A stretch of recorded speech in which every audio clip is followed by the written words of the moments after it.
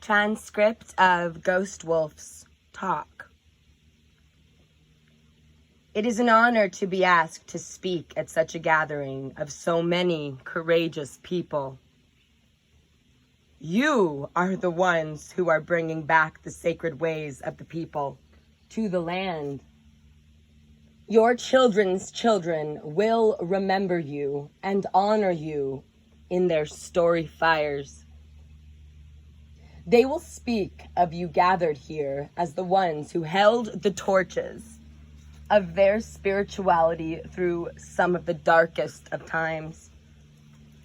This morning, the eagles have come while we did the pipe ceremony. See, they circle around us, pushing back the clouds. So I send our thanks to the Eagle Nation for honoring this gathering. The earth will also honor you. And the spirit of the salmon, the great sea bear, will also respond to your prayers. After 80 years, you still remembered. The fire of great mystery still burns in your hearts. You send your songs as sacred prayers as you sang through your tears. I tell you now, your tears will be acknowledged, for the mother has ears and eyes. Today her heart beats a little stronger because you have gathered here in gratitude. It has been a long time since her children have come down to the sea together to be with her in this manner. I see before me faces from all corners of the globe, gathered for this unity of the tribes, the earth tribes. We have gathered here for we have remembered that we are one people, that we all have the same mother and the same father. As we bridge our cultures, we make the way for future generations to overcome the separations of the past. I see my grandmother's dream becoming reality before me.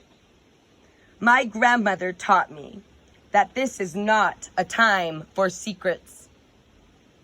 It is a time for we the people. Today, many of the teachers of truth and light workers throughout the world are working with the philosophies of indigenous people of Turtle Island. Even the Dalai Lama of the Tibetan people has spent long hours with our Native American elders, speaking of these very days that are upon us, sharing knowledge and prophecy and ceremony. There is a web of light spreading across the earth. It is spiraling out of the darkness that has kept humankind within their self-imposed prison of a limited thought. As a human race, we have reached precipice where many of the old paradigms that have kept us separated from one another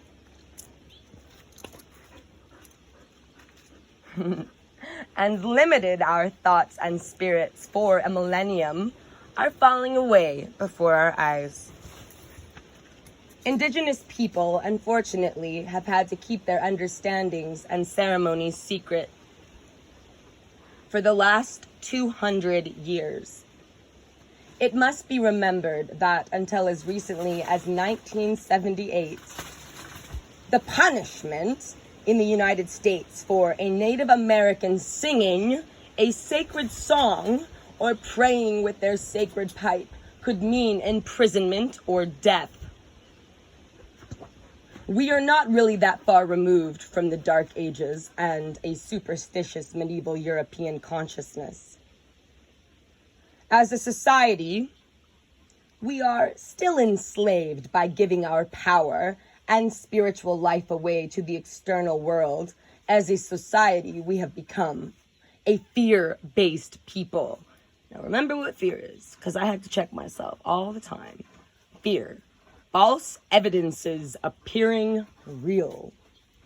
It's an illusion. The Mayans tell us that during the cycle of life we are now entering, all structures that do not allow for the infusion of the great light or spirit must fall and will fall.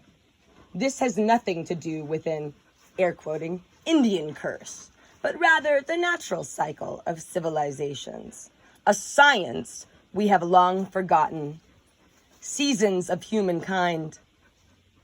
The structures the Mayan refer to in this prophecy include science, religion, social and spiritual orders of our world societies. The Mayans continue by saying that even the stones beneath the earth will not go untouched by this light when it appears in the heavens. There are those who are so afraid of the potential impact upon today's limited religious belief systems, the belief systems, that in many regions of the world, the powers that be still practice organized programs of planned genocide against indigenous people. We're all indigenous now. To the discerning mind, Western spiritual beliefs have been built upon an infrastructure of one reform after another.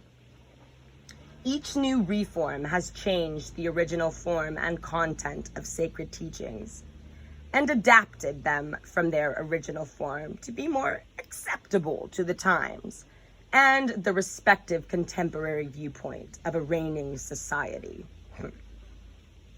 As a result, the original teachings have become so diluted that their substance and meaning no longer applies to actual human conditions. For the most part, they have lost their truths on many levels regarding the original laws given by Creator. For about 200 years, as long as there has been a United States, the name of the peacemaker has not been spoken publicly amongst the Haudenosaunee people, air quoting, the people of the Long House. Those who the Hudson Bay traders chose to rename the Iroquois. You should also look up the Seneca Indians, the natives, because where Central Park is, it's very interesting. Central Park is literally built on top of the Seneca village. I thought that was kind of interesting. So, anywho, this is not speaking the name of the peacemaker, is partially out of respect of their elders' wishes, and partly because of the persecution and attacks by religious moralists. It is hard to accept that in this, air quoting, age of enlightenment, there still exists people who are afraid of the spiritual knowledge that the indigenous people hold. Oh, happy Earth Day, all. Let's make every day an Earth Day.